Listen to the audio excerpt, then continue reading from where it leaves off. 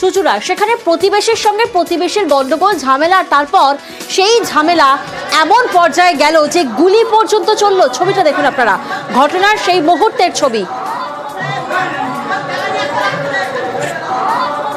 সামান্য পড়শি বিবাদ আর সেখানেই চলল গুলি। চুঁচুড়ায় মা ছেলেকে গুলি, প্রতিবেশী প্রৌঢ়ের বচসার সময় মারমুখী প্রতিবেশী, যুবককে ধাক্কা মেরে পুকুরে ফেলে দেওয়ার অভিযোগ। আর তারপর পুকুর থেকে উঠলে একেবারে কাটারি নিয়ে তাড়া করা হয়। এখানেই শেষ নয়, তারপর গুলি করা হয়। দেখুন ছবিটা, আক্রান্তের মা, তিনি বাঁচাতে গেলে গুলি করেন প্রতিবেশী। তবে এই প্রতিবেশী কেমন, তার ব্যাকগ্রাউন্ড কেমন, স্থানীয়রা কি বলছেন আগে শোনা যাক।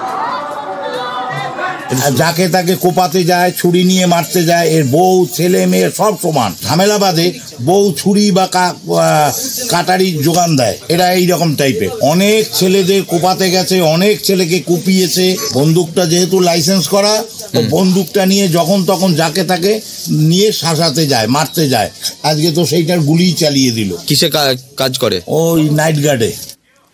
প্রতিনিধি সোমনাথ এই মুহূর্তে আমাদের সঙ্গে রয়েছেন। সোমনাথ, আমরা শুনলাম স্থানীয় বাসিন্দা, তিনি বলছেন যখন তখন এভাবেই নাকি এনারা, এই প্রতিবেশী অর্থাৎ, মারমুখী হয়ে ওঠে, হুমকি শাসানি চলে, আগ্নেয়াস্ত্র দেখিয়ে ভয় দেখান, এমনকি আজ তো গুলি করলেন। এবং যখন গুলি করলেন তখন ছবি যদি আমরা নজর দিই, ওনার সঙ্গে ওনার স্ত্রীও সঙ্গে ছিলেন, কিন্তু স্ত্রীর শারীরিক ভঙ্গিমা দেখে কোথাও মনে হলো না যে তিনি একবারও আটকাচ্ছেন।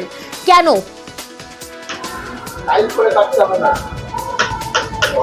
দেখো, এই পরিবারের উপরে সবাই এলাকার বাসিন্দারা অভিযোগ করছে যে পরিবারের সদস্যরাও এরকম আগেও বিভিন্ন সময় ওই পুকুর নিয়ে যখনই বিবাদ কারোর সাথে হয়েছে, পরিবারের লোকেরা তাদের ওই সুনীল দেবনাথ যে অভিযুক্ত, তার পরিবারের লোকজন এসে বিভিন্ন সময় বিভিন্ন লোকের উপরও চড়াও হয়েছে।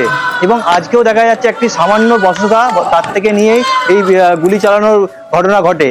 কিন্তু এই যে সুরজিৎ বসু পুকুর থেকে গুগলি তুলে নিয়ে এসে ওখানে ধোয়াধুয়ি করছিলেন, সেই সময় ওই যে সুনীল, যে অভিযুক্ত সুনীল দেবনাথ, সেই সময় ওখানে যায় এবং বলে যে এখানে ধোয়াধুয়ি করতে হবে না। তার থেকে বচসা হয় এবং বাদ বিবাদের মধ্যে জড়িয়ে পড়ে দুজনের মধ্যে।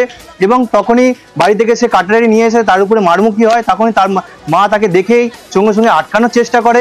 এবার যখনই আটকানোর চেষ্টা করে, দুজনকার মধ্যে হাতাহাতি হয় এবং সে বাড়িতে চলে যায়। বাড়িতে গিয়ে তার যে দোনলা যে এর বন্দুক রয়েছে, সেই বন্দুক দিয়ে গুলি করে। তারপর যখন মা ছেলেকে হাসপাতালে ভর্তি করা হয়, অভিযুক্তকে ইতিমধ্যেই গ্রেফতার করেছে পুলিশ এবং সেই রাইফেল বাজেয়াপ্ত করেছে পুলিশ।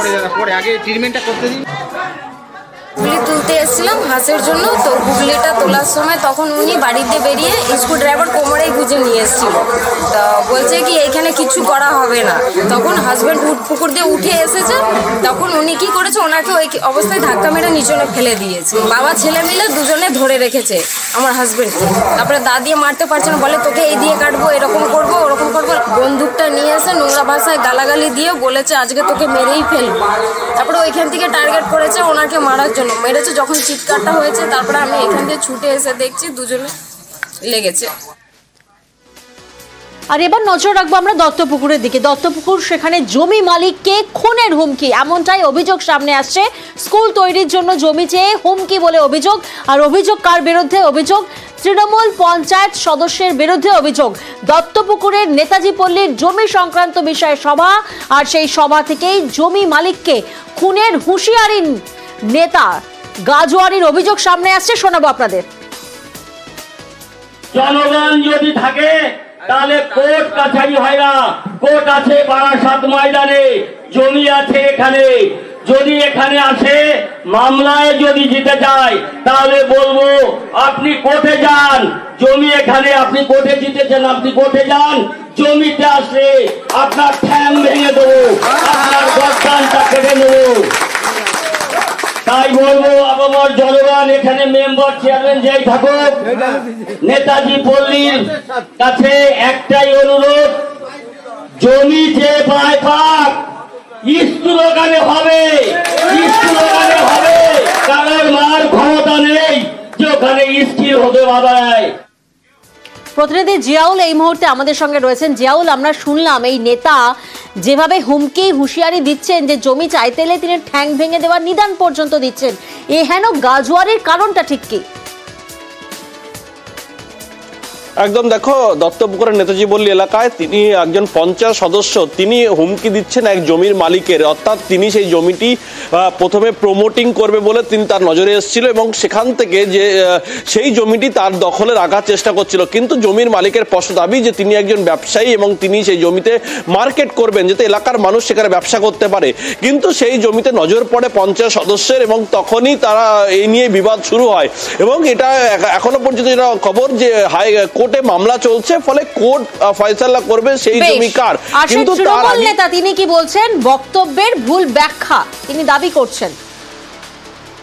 আমার বক্তব্য ওখানে যেটা আছে, আদালতের রায় যাই থাকুক এটা ঠিক, আমরা আদালতে জিতে আসবো, তারপরেও যদি মামলায় যাই থাকুক এই জমিতে কাউকে আসতে দেবো না। গ্রামের জন্য স্কুল আমরা করতে চাই, হাই স্কুল আমরা করবই, এটাই ছিল আমার বক্তব্য। কিন্তু কোনো গলা কাটার কথা ওখানে আমার ভিডিও নেই, আপনারা দেখতে পারবেন।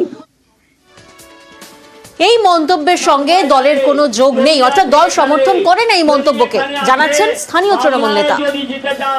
উন্নয়নের জন্য আমরা চাই গ্রামে একটা স্কুল হোক, সেই পক্ষে আমরা বক্তব্য দিয়েছি। আর ওনার যে বক্তব্য সেটা ওনার ব্যক্তিগত বক্তব্য, এটা নিয়ে আমাদের কোনো মন্তব্য নেই। এটা আমাদের হাইকমান্ড আছে, মানে উচ্চ নেতৃত্ব যারা আছে তারাও এর উত্তর দেবে। মেদিনীপুর মেডিকেলে বিষ স্যালাইনে মৃত্যু হয়েছে প্রসূতির। গর্ভেতার মামনি রুইদাসের মৃত্যু আর স্ত্রীর মৃত্যুর পর সদ্যজাতকে নিয়ে বাড়ি ফিরেছেন মামনির স্বামী দেবাশিস রুইদাস। ছেলের নাম রেখেছেন অনুপ। মামনির মৃত্যুতে গর্ভেতার সারদা গ্রামে রুইদাস পাড়ায় শোক। সুকান্ত এই মুহূর্তে আমাদের সঙ্গে রয়েছেন। সুকান্ত, একদিকে 4 বছরের মেয়ে আর অন্যদিকে 5 দিনের সদ্যজাতকে নিয়ে মামনির স্বামী, তিনি তো রীতিমতো হিমশিম খাচ্ছেন। সদ্যজাত সে মা হারা এই মুহূর্তে পরিবারের তরফ থেকে কি কিছু বলা হচ্ছে, কিছু দাবি করা হচ্ছে?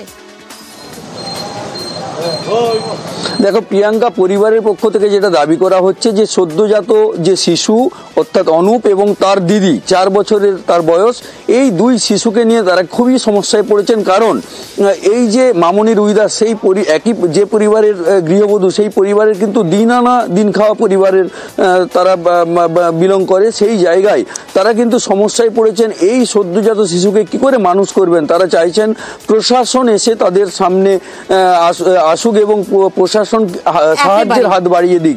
এক কথায় মামনি রুইদাসের যে পরিবার তারা কিন্তু প্রশাসনের দিকে তাকিয়ে বসে রয়েছে। প্রিয়াঙ্কা, মাকে ছাড়া কিভাবে রাখবো, রাখতে তো পারছি না, বাচ্চাকে রাখতে একটু কষ্ট হচ্ছে। বড় বাচ্চাটা শুধু মাকে খুঁজে, তার মাকে খুঁজে, মা কবে আসবে কবে আসবে। চিকিৎসায় যে কোনো একটা গাফিলতি হচ্ছে সেটা আমাদের কাছে স্পষ্ট করে না। স্পষ্ট কথা বলেন যে কি হয়েছে ডাক্তারবাবু, সেটা বলুন। বাচ্চা কি আরে মানুষ করবো, কোনো লোক আর এলো নি আর সরকার থেকে এখনো পর্যন্ত। বাচ্চার স্বাস্থ্যের কোনো খবর আর কেউ নেয়নি না, এখনো পর্যন্ত কেউ খবর নেয়নি। কি হারে মানুষ করবো, আমি দুটাইছি নাকি। আমি কি চাই যাদের মানে দোষী যারা তাদের কি শাস্তি হোক, তাদের শাস্তি হোক। মামনি রুইদাসের মৃত্যু, কিন্তু তারপরেও কি হুঁশ ফিরেছে? রাতে স্বাস্থ্য দপ্তরের নোটিশ আর তারপর রায়গঞ্জে কাল নিষিদ্ধ স্যালাইনের ছবি আমরা দেখেছিলাম। স্যালাইন ব্যবহার না করার নোটিশ দেওয়া হয় আর তারপর নোটিশ পেয়ে স্টক বদল করলো হাসপাতাল কর্তৃপক্ষ। মুক্তা প্রতিনিধি এই মুহূর্তে আমাদের সঙ্গে রয়েছেন। মুক্তা, স্বাস্থ্য দপ্তরের তরফ থেকে তো নোটিশ দেওয়া হয়েছিল, তারপরও কি করে সেই ছবি সামনে এলো? হাসপাতাল কর্তৃপক্ষের তরফ থেকে কি বলা হচ্ছে? দেখো, হাসপাতাল কর্তৃপক্ষের বলা হয়েছে যে নোটিশ আসার পরেই রাতারাতি কিন্তু সেই স্যালাইন বদল হলো। কিন্তু আমরা রাতে যখন আমরা যাই যে স্যালাইন চলছে সেটা আমরা ভিজিট করতে যখন যাই, তখন সেখানে যারা পেশেন্ট পার্টিরা ছিল তখন তারা হইচই করে। তারপরেই কিন্তু সংবাদ শিরোনামে যখন আসে যে রায়গঞ্জ মেডিকেল কলেজ, তখনই কিন্তু চাঞ্চল্য সৃষ্টি হয় এবং রায়গঞ্জ মেডিকেল কলেজ আধিকারিকরা তখন কিন্তু স্যালাইন বদল করে। তো প্রশ্ন সেই জায়গায় যে এমএসভি ভারপ্রাপ্ত এমএসভি যখন বলেছিল যে স্টকটা রয়েছে সেই স্টকের বাইরে তারা যেতে পারবে না, কারণ নতুন স্যালাইন আসেনি, সেই কারণে তাদেরকে স্যালাইন ব্যবহার করতে হচ্ছে। তারপর নোটিশ পেয়ে স্যালাইনের স্টক বদল রায়গঞ্জ হাসপাতালে।